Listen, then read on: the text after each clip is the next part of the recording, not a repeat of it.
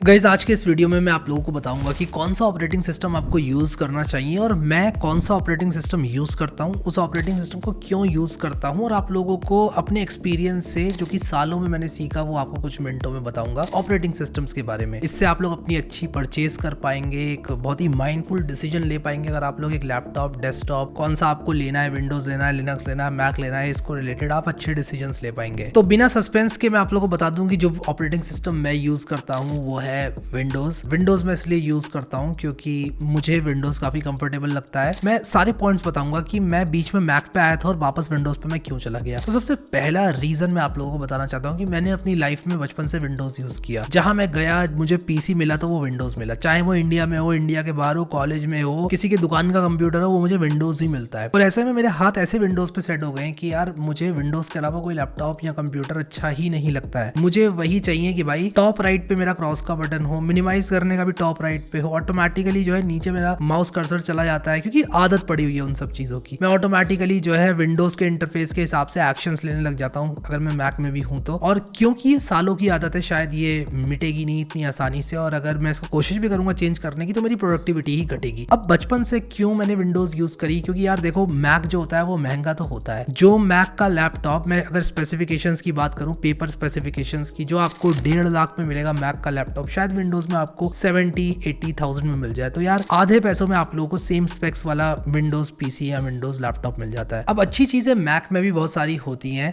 But मैंने बचपन से क्योंकि विंडोज यूज किया इसलिए मैं विंडोज ही यूज करना पसंद करता हूँ। अब जो विंडोज होती है वो बजट फ्रेंडली आपको पड़ती है, चाहे आप डेस्कटॉप बनाएं, चाहे आप लैपटॉप खरीदें, चाहे आप लैपटॉप खरीदने के बाद गैजेट्स खरीदें, आप लोगों को विंडोज सस्ती पड़ती है। मैं आप लोगों को एक एग्जांपल देता हूँ। अगर आप लोगों को एक एसडी कार्ड रीडर खरीदना है, अगर आप मैक का ओरिजिनल एसडी कार्ड रीडर खरीदना चाहेंगे, आपको बहुत महंगा पड़ेगा। अगर आप मैक का कोई थर्ड पार्टी कुछ भी खरीदेंगे, ऐसा कनेक्टर जिसमें कि आपको यूएसबी भी लग जाए, आपको एसडी कार्ड भी लग जाए, आपको वो सस्ता तो पड़ेगा लेकिन कहीं ना कहीं वो बहुत जल्दी खराब हो जाता है और फ्रस्ट्रेशन देता है। विंडोज में अगर आप लोग के पास विंडोज पीसी या डेस्कटॉप है और आप किसी भी एक अच्छी कंपनी का आप एसडी कार्ड रीडर खरीदते हैं या फिर आप कनेक्टर खरीदते हैं तो आपका वो बहुत बढ़िया तरीके से काम करता है। और अगर बात करें मैक के ओरिजिनल कनेक्टर्स की तो भाई वो तो बहुत महंगे चले जाते हैं, 10-10 हजार के आते हैं। लोग कहते हैं कि भाई 700 वाला खरीद लो, लेकिन भाई 700 वाला खराब हो जाता है और फिर दिल को और चोट देके जाता है। तो जहां विंडोज आप लोगों को 0 से लेके 2000 रुपए तक मिल जाती है, वहां मैक के भाई ऑपरेटिंग सिस्टम के पैसे आपको देने ही पड़ते हैं और इसीलिए मैक लैपटॉप महंगे भी होते हैं। अब एक रीजन मैं मैक में स्विच हुआ था वो ये था कि मैक के फाइल एक्सप्लोरर में टैब्स होते हैं, लेकिन अभी विंडोज में भी टैब्स आ गए हैं और आने वाले टाइम में और इंप्रूव होने वाले हैं। तो मेरा जो रीजन था विंडोज से मैक में जाने का शायद वो कहीं ना कहीं कम हो गया, और विंडोज 11 आने के बाद तो यार उसके एनिमेशन से भी मैं बहुत ज्यादा इंप्रेस हुआ। फिर एक सबसे बड़ी प्रॉब्लम जो मुझे होती थी वो होती थी कि यार एक पेन ड्राइव अगर आपने मैक से फॉर्मेट करी है और आप उसको विंडोज में लगाते हैं तो कोई गारंटी नहीं है कि वो लगेगी। आप लोगों को प्रॉपर फॉर्मेट में उसको फॉर्मेट करना पड़ेगा, और अगर आपका डेटा उसमें तो आप फॉर्मेट कैसे करोगे। अगर आपके पास एक पेन ड्राइव है या हार्ड डिस्क है तो आपको उसको NTFS में फॉर्मेट करना पड़ता है, तब वो दोनों में काम करेगी, मैक में भी और विंडोज में भी। और अगर आप लोगों ने यहाँ पर मैक से डायरेक्टली फॉर्मेट कर दी तो there is a good chance कि आपकी वो जो पेन ड्राइव हो या तो विंडोज में रीड नहीं होगी, या फिर अगर आपने विंडोज में फॉर्मेट करी है तो मैक में वो रीड राइट नहीं होगी। तो ये बहुत ज्यादा फ्रस्ट्रेटिंग लगता है कभी कभी। अब अगला रीजन है सॉफ्टवेयर। कोई भी नया सॉफ्टवेयर आता है तो वो सबसे पहले विंडोज के लिए आता है। मैं मेजॉरिटी सॉफ्टवेयर की बात करूं तो विंडोज के लिए सबसे पहले बनाया जाता है सॉफ्टवेयर, उसके बाद वो मैक में आता है, लिनक्स में आता है। एक्सेप्शंस हमेशा रहती हैं, बट जो सॉफ्टवेयर विंडोज का होता है वो काफी चीप होता है और बहुत ही आसानी से आप लोग को मिल जाता है। मैक में वहां पर आपको जो, क्योंकि मैक एक प्रीमियम डिवाइस माना जाता है, आपको महंगा भी मिलेगा, छोटी से छोटी ऐप के पैसे देने पड़ेंगे। तो कहीं ना कहीं अगर आप लोगों ने वन टाइम इन्वेस्टमेंट कर भी दिया मैक लेकर तो उसके बाद जो उसके सॉफ्टवेयर हैं वो आपको बहुत महंगे पड़ेंगे। सो आगे बढ़ने से पहले मैं आप लोगों के साथ कुछ शेयर करना चाहता हूँ। पर्सनली जब मैं वीडियोस बनाता हूँ और मैं एसडी कार्ड से डेटा ट्रांसफर करता हूँ अपने लैपटॉप में, तो कई बार ऐसा होता है कि कॉपी करते वक्त मेरा सिस्टम हैंग हो जाता है और अगर मैंने मूव कर दिया गलती से तो फाइल ही करप्ट हो जाती है। ऐसे में बहुत ज्यादा फ्रस्ट्रेशन होता है क्योंकि ऑलरेडी मैंने वीडियो रिकॉर्ड कर लिया होता है और दोबारा उसको री रिकॉर्ड करना बहुत ज्यादा मेहनत का काम होता है, स्पेशली जब वो रिकॉर्डिंग काफी अच्छी हुई है। ऐसे में वंडरशेयर रिकवरिट नाम का सॉफ्टवेयर मेरे काफी काम आता है, जो कि इस वीडियो का स्पॉन्सर भी है। फिर चाहे आपकी हार्ड डिस्क रिस्पॉन्ड करना बंद कर दे या फिर आपका एसडी कार्ड डेटा कॉपी करते वक्त हैंग हो जाए, आप लोग वंडरशेयर रिकवरिट से डेटा को रिकवर कर सकते हैं। अगर आपने अपनी हार्ड डिस्क को फॉर्मेट भी कर दिया ना, उसके बाद भी वंडरशेयर रिकवरिट आपके डेटा को रिकवर कर सकता है। तो मैं आप लोगों को दिखाता हूँ कि कैसे वंडरशेयर रिकवरिट को इस्तेमाल करते हैं। तो गाइस डिस्क्रिप्शन में दिए हुए लिंक पर अगर आप लोग जाओगे तो आप इस पेज पर लैंड करोगे और यहाँ पर वंडरशेयर रिकवरिट का डेटा रिकवरी एक्सपर्ट आप डाउनलोड कर सकते हो। आप इसको फ्री में भी ट्राई कर सकते सकते हो, खरीद भी सकते हो। अगर आप लोग इसको फ्री में ट्राई करते हो और इसको इंस्टॉल करते हो तो आप लोगों को काफी फीचर्स देखने को मिल जाते हैं फ्री ऑफ कॉस्ट। तो अगर मान लो आपकी जो पेन ड्राइव है वो खराब हो गई और वो रीड नहीं हो पा रही है, ऐसा कई बार हमारे साथ होता है। अगर आप लोगों को एक्सपीरियंस है तो आप लोगों को पता होगा कि जो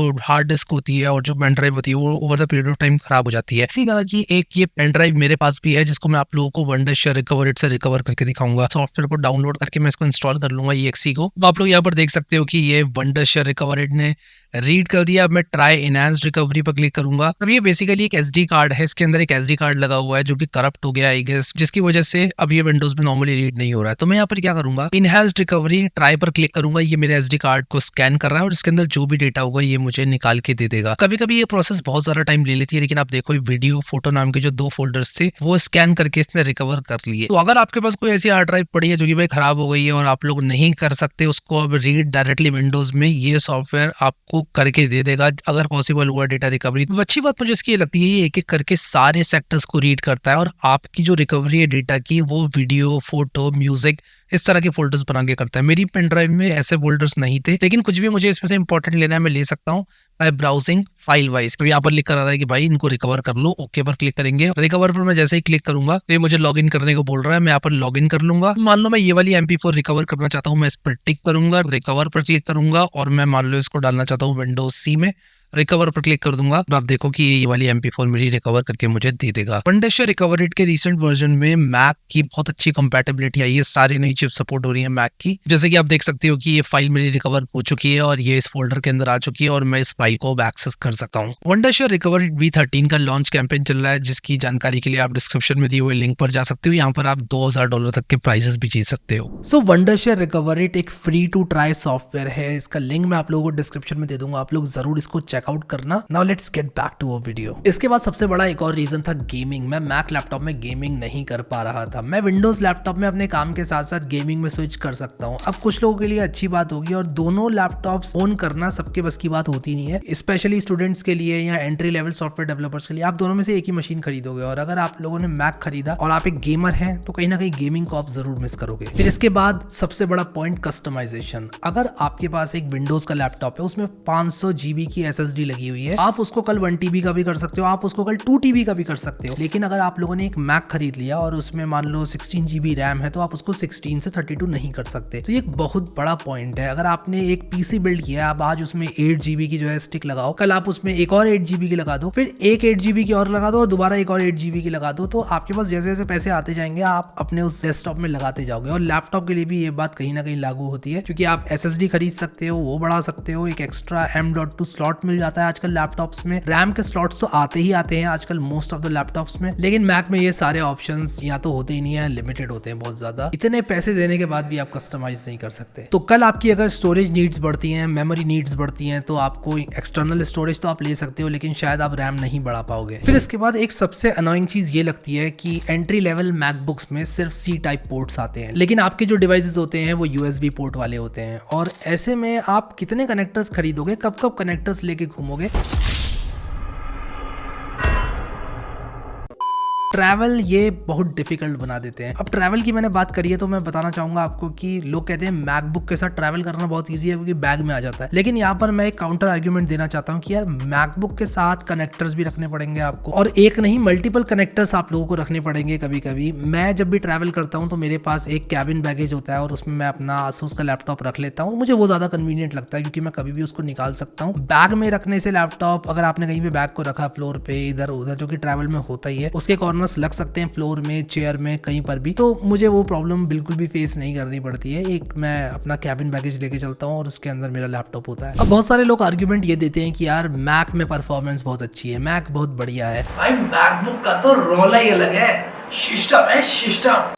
अब अगर आपको परफॉर्मेंस कैलकुलेट ही करनी है ना, तो आप प्राइस टू परफॉर्मेंस रेशियो की बात करो। अगर आपने 1.5 लाख की एक मैकबुक ली है तो 1.5 लाख के लैपटॉप से उसको कंपेयर करो। या मैं तो कहूंगा कि अगर आपने 1,25,000 का लैपटॉप लिया और उसमें SSD रैम वगैरह बढ़ा के उसको 1.5 लाख का कर लिया, उससे अगर आप कंपेयर करोगे ना मैकबुक को, तो वो कंपैरिजन मजाक होगा क्योंकि विंडोज लैपटॉप ही जीतेगा। अब लोग कहते हैं मैकबुक खराब नहीं होता है। हाँ, मैकबुक खराब बहुत कम होता है, लेकिन जब भी मैकबुक खराब होता है वो आपकी जेब बहुत बुरी तरह ढीली करता है, क्योंकि उसका पूरा पार्ट आपको बहुत महंगा मिलेगा। अगर आपके पास इंश्योरेंस नहीं है, जो कि आपके पास शायद 1 साल के लिए ही होगा मैक को खरीदने के बाद। अगर दूसरे साल में तीसरे साल में खराब हुआ तो आपसे अच्छे पैसे वसूल लिए जाते हैं। On the other hand Windows में क्या होता है कि आपकी किस्मत बहुत खराब है तो ज्यादा से ज्यादा मदरबोर्ड चेंज होता है, वरना आपकी रैम खराब होगी या फिर आपका जो रैम का स्लॉट है वो खराब होगा, वो भी मिल जाता है और लोकल शॉप से बहुत इजीली रिपेयर हो जाता है। बहुत सारे यूट्यूबर्स ने और बहुत सारे लोगों ने राइट टू रिपेयर की बात उठाई और काफी हद तक ये चीजें इंप्रूव हुई हैं, लेकिन अगेन मुझे अप टू द मार्क कभी नहीं लगता है रिपेयर सिस्टम मैक का कि यार इतना ज्यादा खर्चा क्यों देना पड़ रहा है अगर टूट गया लैपटॉप या फिर कोई चीज खराब हो गई तो परफॉर्मेंस की अगर बात करें तो मेरे हिसाब से विंडोज लैपटॉप बहुत अच्छा परफॉर्म करता है। बैटरी बैकअप की अगर आप लोग बात करो तो हाँ, कहीं ना कहीं आपको मैकबुक में एडवांटेज होती है, लेकिन मैं पर्सनली जो काम करता हूँ ना, जैसे कि वीडियोस को रेंडर करना या फिर कोडिंग करना या फिर लॉन्ग आवर्स तक लैपटॉप को चलाना, मेरा विंडोज वाले लैपटॉप से काम हो जाता है। और अगर मैं वीडियो रेंडर वगैरह लगा दूं ना तो मैक और विंडोज दोनों ही ज्यादा देर नहीं टिक पाएंगे। मैक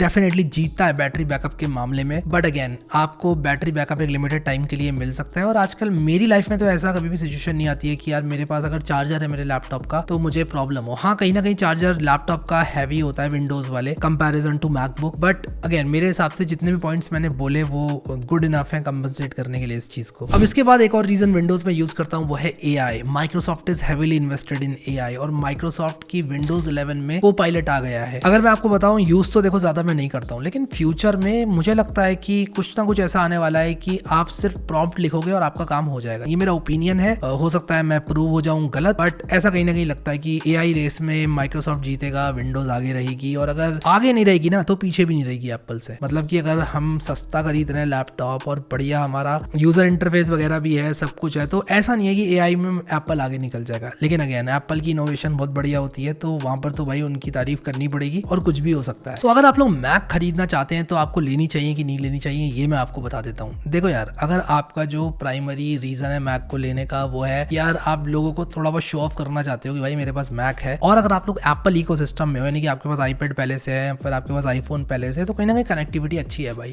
मैक की अक्रॉस डिवाइसेस। जैसे कि आप अपने आईफोन को एक कंटिन्यूटी कैमरा की तरह यूज कर सकते हो, डायरेक्टली आपकी मैकबुक में वेबकैम बन जाता है आपका आईफोन। उसी के साथ साथ आप डायरेक्टली अपने आईपैड को as a second monitor use कर सकते हो। लेकिन प्राइस के मामले में मैकबुक आपको महंगा पड़ेगा, रिपेयर कॉस्ट उसकी हैवी पड़ेंगी अगर आपने तोड़ दिया या फिर आपका खराब हो गया। ऐसा नहीं है कि सिर्फ तोड़ने से ही खराब होता है, अगर आपने मैकबुक को नीचे गिरा दिया तो there is a good chance कि उसकी जो स्क्रीन वगैरह है वो खराब हो जाए। खोल के अगर आपने मैकबुक को गिराया तो मैंने देखा है ऐसा बहुत लोगों के साथ कि स्क्रीन में लाइन आ जाती है, वो नहीं बचती है। फिर मैकबुक की एक और अच्छी बात यह है कि भाई हीट नहीं होता है ज्यादा, उसकी एल्यूमिनियम बॉडी जो होती है वो बहुत बढ़िया होती है और वो जो हीट को बहुत अच्छी तरह से मैनेज करती है। तो हाँ, वहां पर जो एप्पल की तारीफ है वो करनी पड़ेगी। तो कब आपको मैकबुक खरीदनी चाहिए? मैकबुक आपको तब खरीदनी चाहिए जब आपकी जेब में अच्छे पैसे हैं, क्योंकि यार अगर आपकी जेब में पैसे हैं तो आप मैक का टॉप एंड लैपटॉप लो, आप सारे कनेक्टर्स खरीदो, आपको बिल्कुल प्रॉब्लम नहीं होगी, और सॉफ्टवेयर भी खरीदो फिर आप, और आपको जो एक्सपीरियंस है वो विंडोज से बेटर मिलेगा। यानी कि अगर आपकी जेब में पैसे हैं और आप इन्वेस्ट कर सकते हो और आप कहते हो कि भाई मुझे बेस्ट ऑफ क्लास चीज चाहिए, तो हाँ, विंडोज से बेटर है मैक। लेकिन स्टूडेंट्स के लिए मैं आज भी विंडोज ही रेकमेंड करता हूँ। और कहीं ना कहीं अगर आपके पास पैसा बहुत ज्यादा भी है ना तो एक मैकबुक रख लो, लेकिन एक विंडोज लैपटॉप भी आपको रखना पड़ेगा, क्योंकि दूसरे लोग जो आपके साथ काम कर रहे हैं there is a good chance कि वो विंडोज यूज कर रहे होंगे और आपको विंडोज लैपटॉप की जरूरत पड़ेगी ही पड़ेगी। तो प्रीमियम लुक है मैक लैपटॉप में, सिक्योरिटी भी काफी अच्छी है, हालांकि सिक्योरिटी विंडोज की भी बुरी नहीं है। अगर आप कुछ अतरंगी काम नहीं करते हो अपने विंडोज लैपटॉप के साथ तो आपकी जो सिक्योरिटी है वो कॉम्प्रोमाइज नहीं होगी। और लुक एंड फील की भी बात करूं तो मुझे अपना RGB लैपटॉप जो कि मेरा Asus का है बहुत बढ़िया लगता है और मुझे मैक से ज्यादा बेटर लगता है वो। अगर मैं उसको देखता हूँ जब काम कर रहा होता हूँ और उसकी लाइट्स वगैरह जल रही होती हैं RGB वाली, और मैं लाइट्स बंद करता हूँ, रूम की लाइट्स थोड़ी लो होती हैं, कोडिंग कर रहा हूँ, RGB जल रही है, आहा मजा ही कुछ और आता है। तो फाइनल वर्डिक्ट में आप लोगों को यही बोलूंगा कि यार अगर आप लोग एक स्टूडेंट हैं तो नवाबी को रखो साइड में और एक विंडोज लैपटॉप ले लो। और मैकबुक आप तभी लेना जब आपकी जेब में पैसे हैं और फ्यूचर में भी आप उसके जो एक्सेसरीज हैं, सॉफ्टवेयर हैं, ये सब चीजें अफोर्ड कर सकते हो। फिर दूसरी चीज ये है कि जिन लोगों के साथ आप लोग काम करोगे वो there is a good chance कि विंडोज लैपटॉप या विंडोज डेस्कटॉप ही यूज कर रहे होंगे, तो आपको विंडोज ही यूज करना चाहिए इनिशियली, और बाद में आप अगर मैक में स्विच करते हैं दैट शुड बी फाइन, आपको थोड़ी आदत लगेगी। पर्सनली मुझे आज विंडोज बहुत अच्छा लगता है, मुझे कोई शिकायत नहीं है, कोई ऐसी प्रॉब्लम मुझे नहीं होती है कि यार मैं मैक को याद करूं या मिस करूं। तो मैं तो यार विंडोज ही यूज करता हूं और विंडोज से मेरा अच्छा काम चलता है और विंडोज में ही मैं ज्यादा कंफर्टेबल हो पाता हूं। बहुत सारे लोग मैंने ऐसे भी देखे हैं जो कि मैकबुक में शिफ्ट करने के बाद बहुत ज्यादा खुश हैं, लेकिन मेरा पर्सनल ओपिनियन यही है कि यार विंडोज इज द बेस्ट। और इनिशियली जो है काफी परेशान किया विंडोज 11 ने हमें, लेकिन अभी मैं काफी सेटिस्फाइड हूँ विंडोज 11 से। सो आई होप कि आप लोग को ये वीडियो अच्छा लगा होगा। आप लोग के पास अगर कोई पॉइंट हो, कोई भी काउंटर आर्ग्यूमेंट हो, मुझे नीचे कमेंट सेक्शन में जरूर बताना, इसको हम लोग डिस्कस करेंगे। Thank you so much guys for watching this video and I will see you next time.